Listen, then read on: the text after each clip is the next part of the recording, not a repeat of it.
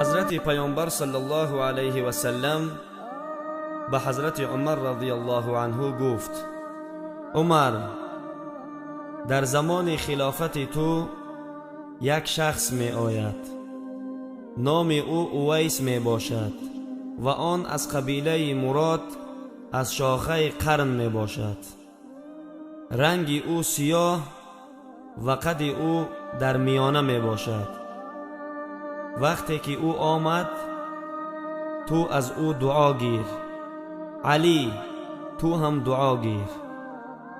حضرت عمر و حضرت علی رضی الله عنهم حیران شدند و به حیرت طرف رسول اکرم صلی الله علیه و سلم نگاه میکردند و فکر میکردند که ما از اویس دعا گیریم، در حالی که ما صحابی هستیم و او تابعین. رسول اکرم صلی الله علیه و سلم فرمودند: اویس اینقدر خدمت به مادر کرده است که هر وقتا که دستانش را برای دعا می بردارد، الله جل جلاله دستان او را خالی بر نمی گرداند. حضرت عمر رضی الله عنه وقتی که خلیفه شد هر سال حج می کرد. هر سال اویس را می جوست. در یک مراسم حج همه حاجیان را جمع کرد و گفت: همه بنشینید، تنها شخصانی که از یمن آمده اند ایستاد شوند. همه نشستند، یمنی ها ایستاد شدند. باز گفت: همه یمنی ها بنشینید، قبیله مراد ایستاد شوند. همه یمنی ها نشستند، قبیله مراد ایستاد شدند. باز گفت: قبیله مراد هم بنشینند، قرنی ها ایستاد شوند. تنها یک شخص باقی ماند. حضرت عمر رضی الله عنه به او گفت: تو قرنی هستی؟ این شخص گفت: بله. او را پرسید: اویس را می شناسی؟ گفت: بله می شناسم. او پسری برادرم هست، اما او کمی دیوانه است. برای چی شما او را می پرسید؟ از چشمان حضرت عمر رضی الله عنه اشک جاری شد و گفت: توی دیوانه. باز پرسید: در کجا است آن؟ آمده است حج؟ اینجا هست آن؟ این شخص گفت: بله آمده است. پرسید: کجا است آن؟ گفت: شترچرانی رفته بود طرف عرفات. در حال حضرت عمر حضرت علی را همراهش گرفت و دویدن طرف عرفات و رسیدن آنجا. دیدن که یک شخص در زیر درخت نماز نفل میخواند و شترهایش در اطرافش میگردند. این حضرت ها نشستند. اویس احساس کرد که کسی آمده است، بنابراین نمازش را مختصر کرد و سلام داد. حضرت عمر رضی الله عنه پرسید: شما کی هستید برادر؟ اویس گفت: یک مزدور هستم. پرسید: نام تو چیست؟ گفت: بنده الله. حضرت عمر رضی الله عنه گفت: ما همه بندگان الله هستیم. همان نامی که مادر تو به تو گذاشته است چیست؟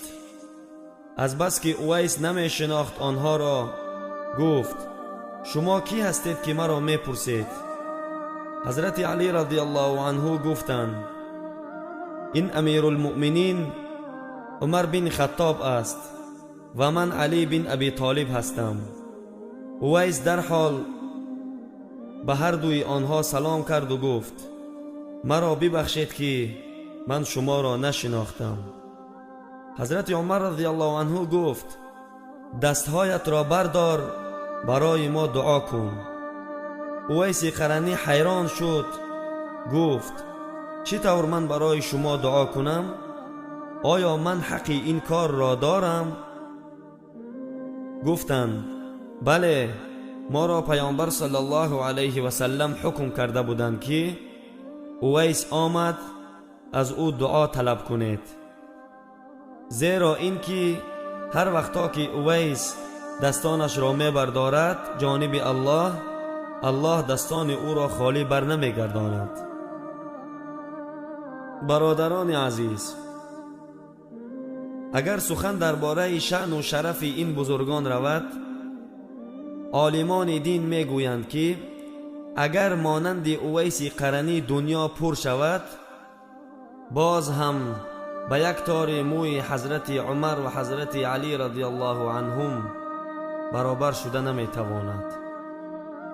اما رسول الله صلی الله علیه و سلم در اینجا برای ما و شما این پیام را رسانیدنی است که ما بدانیم دعای مادر انسان را تا کجا می رساند و مادرها را قدر کنیم.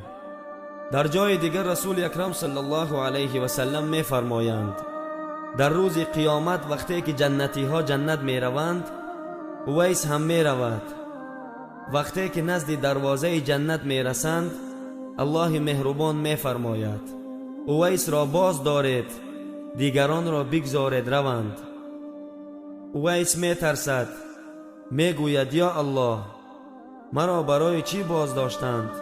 الله مهربان می فرماید اویس، این شخصانی که می بینی رو برویت استاده اند، اینها اهل جهنم هستند.